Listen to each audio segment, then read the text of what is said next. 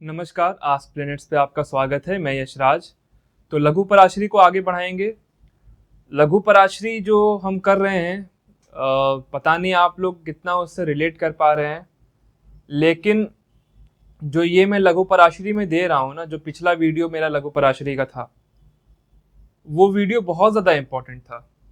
क्योंकि दशा का अगर फल समझना है ना, तो वो वीडियो बहुत ज़्यादा इम्पोर्टेंट है कि दशा कैसे काम करती है। 6 तरह के फल मैंने बताए हैं उस वीडियो में दशा के, तो वो देखिए। और अगर आप ये वीडियो पहली बार देख रहे हैं, तो आप जितना मैंने लघु पराशरी शुरू किया है वो सारे वीडियोस देखिए। देखिए, लघु पराशरी अगर किसी को भी ज्योतिष सीखना है और दशा समझना है, तो लघु पराशरी से अच्छी चीज़ कुछ हो ही नहीं सकती है। ठीक है, दशा के लिए सबसे बेस्ट किताब यही है। और लघु पराशरी करने के लिए, उसे समझने के लिए बहुत लोगों को बहुत वर्ष लग जाते हैं। मैं कोशिश यही कर रहा हूँ कि आपको उसका एक क्लियर मीनिंग दूं कि कैसे उसको देखेंगे, कैसे उसको कुंडलियों पे लगाएंगे। तो आज जो है वो दशाफल रहस्य पे हम दशाफल अध्याय पर। तो दशाफल अध्याय का आगे का श्लोक लेंगे। सबसे पहले वाले श्लोक में ये हमने डिस्कस किया था कि जैसे कोई ग्रह है, तो अगर वो उसकी महादशा आई तो उसकी अंतर्दशा आएगी, तो फिर वो क्या फल देगा, ये हमने पहले इस वीडियो में डिस्कस किया है। आज के वीडियो में हम उसके आगे की चर्चा करेंगे कि एक ग्रह जो है वो अपनी दूसरे ग्रह की महादशा अंतर्दशा में कैसा फल देता है। ठीक है, जैसे बृहस्पति है, तो बृहस्पति में पहले बृहस्पति चलेगा, तो इसका फल कैसा हो सकता है वो मैंने पिछले वीडियो में बताया। अब बृहस्पति में शनि चलेगा, तो इसका फल कैसे देखेंगे, शनि कैसे फल देगा, ये हम आज के वीडियो में देखेंगे। तो ये एक एग्जाम्पल है, इसको आप समझिए कि कैसे कोई भी ए दशा है तो उसके में बी दशा कैसा फल देगी, और ए दशा है तो ए दशा का फल हमने पहले देखा। तो देखिए, आगे के श्लोक ये कहते हैं कि अगर जो भी ग्रह है, ठीक है, वो अपने साथी की दशा में ही फल देता है।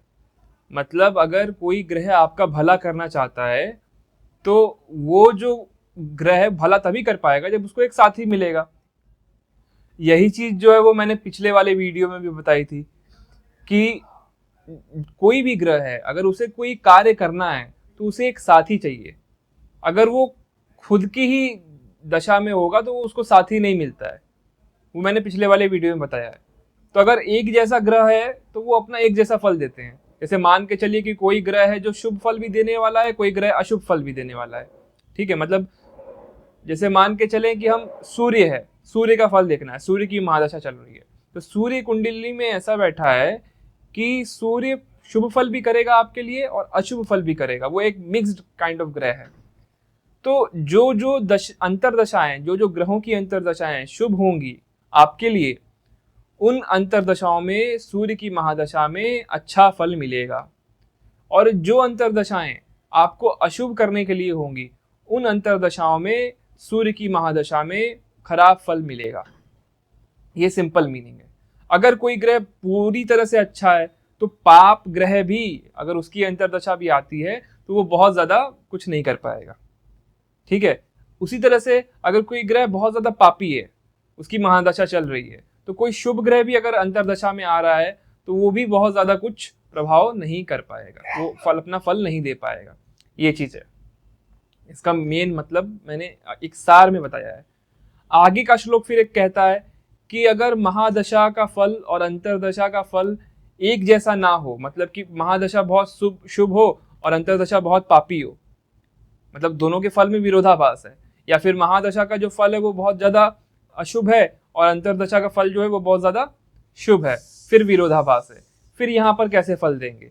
तो यहाँ पर जो है वो हमें फिर से वही देखना पड़ेगा कि किसके अंदर ज्यादा बल है। ये वो कह रहे हैं, लघु पराशरी के जो लेखक है वो कह रहे हैं कि जो ग्रह ज्यादा बली है उसका ज्यादा बल फल मिलेगा। वही चीज मैंने अभी पिछले बताई।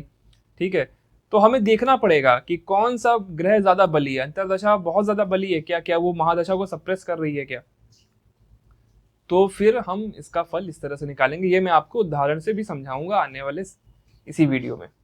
फिर आगे वो कहते हैं कि अगर कोई त्रिकोण का मालिक है, ठीक है, 159 का मालिक है, और वो किसी केंद्र से संबंध रखता है, ठीक है, त्रिकोण का मालिक है और वो केंद्र से संबंध रखता है। तो अगर इसकी जो है वो दशा आती है इस ग्रह की और अंतर्दशा आती है उस ग्रह की जो कि त्रिकोण का मालिक या केंद्र का मालिक है, तो फिर जो है वो पूरी तरह से राजयोग फलित होगा, अच्छे फल आएंगे। मतलब फिर से इसे मैं क्या बता रहा हूँ, इसे फिर से समझिए कि अगर कोई कुंडली है उसमें शुभ ग्रह जो है वो 159 वाला है, ठीक है, और केंद्र जो है वो तटस्थ है, वो डिपेंड करेगा कि वो अगर त्रिकोण के साथ है तो शुभ फल करेगा और 6 8 12 के साथ है तो अशुभ फल करेगा। तो अगर किसी ऐसे त्रिकोण की दशा है जो कि शुभ फल करने वाली है और केंद्र की जो दशा आ रही है जो कि उस त्रिकोण से संबंधित है या फिर किसी दूसरे त्रिकोण से भी संबंधित है, तो वो जो दशा होगी वो अच्छा फल करेगी। इनका कहने का मतलब ये है, ठीक है। फिर वो कहते हैं आगे कि अगर केंद्र के ग्रह की भी दशा है, ठीक है, अगर कोई ऐसा केंद्र का भी ग्रह चल रहा है और उसका संबंध त्रिकोण से है, तो उसकी अंतरदशा जब आएगी, किसी त्रिकोण की अंतरदशा आएगी उस केंद्र के महादशा में, तो भी उसका फल जो है वो अच्छा होगा। दो चीजें हैं, एक त्रिकोण की महादशा है, फिर उसके अंदर केंद्र की अंतरदशा का फल बताया है अगर उससे संबंध रखता है त्रिकोण से, फिर बताया है कि केंद्र की महादशा है और त्रिकोण की अंतरदशा है जो कि उससे संबंध रखती है, तो अच्छा फल बताया है। फिर आगे वो लिखते हैं इसी में कि अगर त्रिकोण की महादशा है, ठीक है, और केंद्र की अंतरदशा है लेकिन दोनों में कोई संबंध नहीं है, फिर सामान्य फल होते हैं, मतलब ना कुछ बुरा होगा ना कुछ भला होगा। ये उन्होंने लिखा है, अभी भी बुरा फल नहीं लिख रहे हैं वो, ये ध्यान में देने वाली बात है। आगे फिर लिखते हैं कि केंद्र की दशा है, केंद्र के मालिक की दशा है और एक ऐसे त्रिकोण की दशा है जो कि फिर केंद्र से संबंध नहीं रखती है, ठीक है, वो अपना नॉर्मल बैठा हुआ है, तो फिर सामान्य फल होते हैं। ये इन्होंने लिखा है। ओके, तो ये आप समझिए कि क्या ये बताना चाह रहे हैं। ये बताना चाह रहे हैं अगर संबंध होता है केंद्र त्रिकोण का तो राजयोग होगा, अगर संबंध नहीं होता है केंद्र त्रिकोण का और फिर उनकी दशा आ रही है तो सामान्य फल होगा। ठीक है, जैसे जीवन चल रहा है वैसे जीवन चलेगा। यही आज मैं बताऊंगा, बस इसके ऊपर एक दो एग्जाम्पल ले लूंगा, जो इसके कॉम्प्लेक्स चीजें हैं उस पर एग्जाम्पल एक एक्सप्लेन करूंगा बस, क्योंकि आप इसे खुद प्रैक्टिस करेंगे तब आपको समझ में आएगा। और प्रैक्टिस करके आप कमेंट करिए, ठीक है। आप अगर प्रैक्टिस करके कमेंट नहीं कर रहे हो तो फिर मैं समझूंगा कि आप इस वीडियो का कुछ लाभ नहीं ले रहे हो। आप प्रैक्टिस करिए, देखिए, लगाइए और कमेंट करिए कि ऐसा हुआ, आई विल रिप्लाई। मैं लघु पराशरी की सीरीज के वीडियो पे बिल्कुल रिप्लाई करूंगा। तो आप कमेंट करिए, प्रैक्टिस करिए, मुझे बताइए कि क्या प्रॉब्लम आ रही है, क्या और सॉल्यूशन दे सकता हूं मैं, फिर हम आगे चर्चा करेंगे, ठीक है। तो ये देखिए, ये नरेंद्र मोदी जी की कुंडली है, हमारे देश के प्रधानमंत्री। और जो हमने अभी सूत्र बताया आपको कि केंद्र का और त्रिकोण की दशा कैसे जाएगी, संबंध होगा तब कैसे जाएगी, संबंध नहीं होगा तब कैसे जाएगी, वो हम यहाँ पर समझेंगे, ठीक है। तो देखिए, ये व्यक्ति बहुत ही नीचे पायदान से उठे हुए, तो देखिए ये व्यक्ति बहुत नीचे से उठ करके ऊपर आए हैं। और ये शनि की दशा में जन्म हुआ, फिर इनको बुध की दशा आई 1962 में, ठीक है, 1962 में बुध की दशा आ गई। और बुध जो है वो इस कुंडली में 9th लॉर्ड हो करके 12th हाउस में बैठा है और सूर्य के साथ है। अब देखिए, ये जो त्रिकोण का मालिक है यहाँ पर बुध, और बुध त्रिकोण का मालिक होने पर इस बुध का कोई भी संबंध केंद्र के मालिकों के साथ नहीं है। बुध केवल एक त्रिकोण का मालिक है। तो पूरी बुध की दशा में कोई विशेष फल नहीं हुआ। इनका बचपन था और 11 साल से शुरू हुई, 28 साल तक चली, कोई विशेष कार्य नहीं हुआ, इधर उधर घूमते ही रहे ये, क्योंकि कोई केंद्र का संबंध नहीं है, ठीक है। तो दशा विशेष फल कैसे करेगी, विशेष शुभ फल कैसे करेगी, किसी पद पर कैसे लेकर के जाएगी। देखिए, जीवन में किसी को भी कभी कुछ ऊंचा करना हो ना, कुछ बड़ा करना हो ना, तो वो बिना केंद्र के संबंध की दशा के नहीं कर सकता है। मतलब कुछ ऐसा करना हो पब्लिक लाइफ में जो आपको पब्लिक लाइफ में लेकर के आए, जो आपको एक्सप्रेस कर दे दुनिया के सामने, वो बिना केंद्र की दशा के नहीं होगा। ये बात आप कहीं नोट करके डायरी में लिख लें कि अगर केंद्र की दशा नहीं है तो आपका कितना भी पंचम नवम की दशा चलती रहे, आपका एक्सप्रेशन नहीं मिलेगा दुनिया को। ये बहुत बड़ा सूत्र दे रहा हूं। तो यहां पर नहीं आया, बुध में कुछ नहीं हुआ। फिर केतु की दशा आई, तो हमने लघु पराशरी में क्या पढ़ा था अभी पहले वाले चैप्टर्स में, कि केतु और राहु अपने डिस्पोजिटर के हिसाब से फल देते हैं। यहाँ पर केतु भी जो है वो 12th हाउस में बैठा है और मरकरी के साथ बैठा है, तो मरकरी की तरह बिहेव करेगा। केतु की भी दशा में कुछ खास नहीं हुआ, ठीक है। आई थिंक केतु की दशा में शायद ये उठ रहे थे धीरे धीरे, लेकिन कुछ विशेष नहीं कर पाए, प्रचारक के तौर पर ही थे, ठीक है। फिर इनको शुक्र की दशा आती है। अब ये शुक्र का मैं आपको दिखाऊंगा जादू, कैसे जो लघु पराशरी के नियम है ना, कैसे देखिए शुक्र की दशा में एकदम बढ़िया से लगेंगे। शुक्र की दशा आई, शुक्र की दशा आने पर हुआ क्या, अब ये देखिएगा। शुक्र की दशा, और शुक्र एक केंद्र का भी मालिक है, एक त्रिकोण का भी मालिक है, तो शुक्र अपने आप में ढंग का फल देने लायक हो गया। इसीलिए वराह मिहिर ने, या फिर वराह मिहिर ने ही शायद लिखा है कि लग्नेश दशमेश की जो दशा होती है वो अच्छे फल देने में सक्षम होती है। तो यहाँ पर जो लग्नेश है वो शुक्र है, तो केंद्र और त्रिकोण दोनों हो गया अपने आप में। उसके ऊपर से इस जो शुक्र की संबंध, इसका जो संबंध है शुक्र का, वो शनि के साथ है, योग में बना रहा है। 4 तरह के संबंध होते हैं कि एक दूसरे से केंद्र त्रिकोण में बैठा हो, ठीक है, ये सबसे नीचे वाला है। फिर एक्सचेंज हो जाए, सबसे ऊपर वाला है। फिर म्यूचुअल एस्पेक्ट हो, ये बीच वाला है। कंजंक्शन जो है वो 3rd लेवल का है, ठीक है। तो सबसे अच्छा क्या होता है, एक्सचेंज। उसके बाद क्या होता है, म्यूचुअल एस्पेक्ट, ठीक है। जैसे यहाँ पर बृहस्पति और शुक्र की म्यूचुअल एस्पेक्ट है। उसके बाद युति होती है, शनि और शुक्र की युति है, ये 3rd लेवल का सबसे अच्छा रिजल्ट है। फिर आता है केंद्र या त्रिकोण में उसके ग्रह बैठे हो, ठीक है, ये 4th लेवल का संबंध है। तो हमने ये समझा कि शुक्र जो है वो केंद्र का भी मालिक है, त्रिकोण का भी मालिक है। उसका संबंध जो है वो एक त्रिकोण से भी है, जो कि पंचम भाव में बैठे बृहस्पति से, और पंचमेश शनि के साथ भी है, और वो जो शनि है वो केंद्र का, चौथे घर का भी मालिक है। तो ये बहुत बढ़िया राजयोग बना है शुक्र और शनि का। अब देखिए शुक्र की दशा जब इनको चलना शुरू होती है तो फिर खेल शुरू होता है। शुक्र में शुक्र, फिर शुक्र में सूर्य, शुक्र में जब चंद्रमा आता है तब ये राम मंदिर के लिए प्रचारक के तौर पर ये जाते हैं कश्मीर, इधर उधर। ये पब्लिक लाइफ में तब इनका आता है कि हाँ कोई नरेंद्र मोदी है, ठीक है। ये कब शुरू होता है, जब शुक्र में चंद्रमा शुरू होने वाला होता है तब। और चंद्रमा जो 91 से लेकर के 92 तक चलता है, इसमें ये पूरी दुनिया के सामने या कई देश के सामने आ जाते हैं, नरेंद्र मोदी हैं। ये कश्मीर गए थे, वहां पर बोले थे कि जिसने अपनी माँ का दूध पिया है वो यहाँ पर आएगा, ठीक है, ऐसा कुछ उन्होंने बोला था। फिर ये राम मंदिर के पूरे रथ यात्रा में वो थे, तब नरेंद्र मोदी जाने लगे। शुक्र कौन है, केंद्र का मालिक है। चंद्रमा उससे केंद्र में बैठ करके 10वें घर का मालिक है।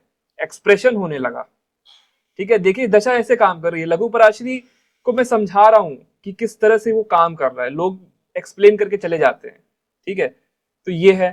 फिर क्या होता है, फिर इनको मंगल की दशा आती है, वो फिर उसी योग में है, तो ये ग्रो ही कर रहे हैं पूरे शुक्र में। फिर राहु आता है, राहु का मुझे आइडिया नहीं है उस वक्त क्या हुआ, लेकिन केंद्र में भाजपा की सरकार आ गई, तो एक्टिव ही रहे होंगे, कहीं ना कहीं कुछ हो रहा होगा। लेकिन फिर जब बृहस्पति आता है तब असली खेल शुरू होता है। मैंने क्या बोला था कि जुपिटर जो है वो यहाँ पर 3rd लॉर्ड है और 6th लॉर्ड है, ठीक है। लेकिन ये याद रखिएगा, सारे सूत्र यहाँ पर मैं बता रहा हूं, ये याद रखिएगा कि अगर महादशा अच्छी हो, तो अगर अंतरदशा जो है वो कमजोर है, अगर वो पापी ग्रह भी है, 3, 6, 8, 12 के भी मालिक हैं, तो वो संघर्ष करा करके आपको राजयोग देंगे, क्योंकि वो महादशा अच्छी है। महादशा इज वेरी वेरी इंपॉर्टेंट, उसका रिजल्ट देखना बहुत ज्यादा जरूरी है। फिर जब इनको शुक्र में बृहस्पति आता है, तो जो मध्य ये गुजरात की जो भाजपा की जो सिचुएशंस थे, वहां पर चीजें जो है वो घटने लगती हैं इनके विरुद्ध। और आप जाके हिस्ट्री पढ़िए, मैं अभी थोड़ा नाम भूल रहा हूँ, बट हाँ 96 से 99 के बीच में चीजें घटती हैं। इनके कुछ अपोजिट में लोग खड़े होते हैं, और ये भी अपने आप को एज अ बड़े लीडर के तौर पर शायद प्रोजेक्ट करने लगते हैं उस वक्त, ठीक है। तो वो वीनस जुपिटर में होता है, फिर वो कंटिन्यू होता है वीनस सैटर्न में, और पहली बार ये गुजरात के मुख्यमंत्री बनते हैं शुक्र शनि की दशा में। अब अगर कोई कहे कि भाई शुक्र और शनि की दशा में कैसे मुख्यमंत्री बने, इतना बड़ा राजयोग है शनि और शुक्र का 11वें भाव में, ठीक है, और उस पर जुपिटर की दृष्टि है, तो बड़े ही नाटकीय रूप से ये सब हो रहा होता है। आप इनके बारे में जाकर के पढ़ोगे तो आपको अच्छे से और पता चलेगा। देखिए, कभी भी आप कोई भी कुंडली देखें, दशा देखें, तो आप उस व्यक्ति की जीवनी पढ़िए, उसके बारे में पूरी तरह से उसकी कहानी जानिए, ठीक है। तो जब इनको शुक्र में बृहस्पति लगा तो चीजें घटना शुरू हो चुकी थी गुजरात भाजपा में, और वाघेला वगैरह ये था, ये लोग थे, इनसे कुछ चीजें हो रही थी, मुझे एग्जैक्टली याद नहीं आ रहा है। और शुक्र शनि में ये मुख्यमंत्री बन ही जाते हैं, ठीक है। शुक्र शनि में मुख्यमंत्री बन गए, लेकिन उसी शुक्र शनि में हादसा होता है, भुज में अर्थक्वेक आता है, गुजरात में दंगे होते हैं, ये सब होता है, ठीक है। ये सब होता है, क्यों होता है?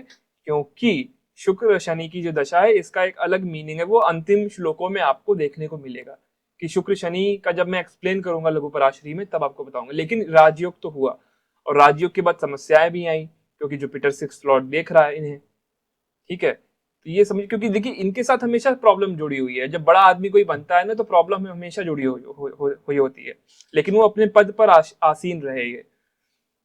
फिर शुक्र में बुध आया तो इनकी समस्याएं बढ़ गई, सुप्रीम कोर्ट का ट्रायल वगैरह शुरू होने लगा, ठीक है। लेकिन कुछ इनको हुआ नहीं, क्योंकि फिर से शुक्र रोका हुआ है, उसने रोका हुआ है। बुध जो है वो त्रिकोण का मालिक है, सामान्य फल ही रहा, इसमें कोई हम विशेष नहीं कहेंगे कि कोई नई उपलब्धि मिल गई, कुछ ऐसा हो गया, कुछ ऐसा नहीं हुआ, ठीक है। अब आगे की हम दशाएं देखते हैं। सूर्य की दशा सामान्य सामान्य गई, मुख्यमंत्री बनते गए, होता गया, क्योंकि शुक्र सूर्य की राशि में ही राजयोग बन रहा है, तो सूर्य को तो फल देना है अपने।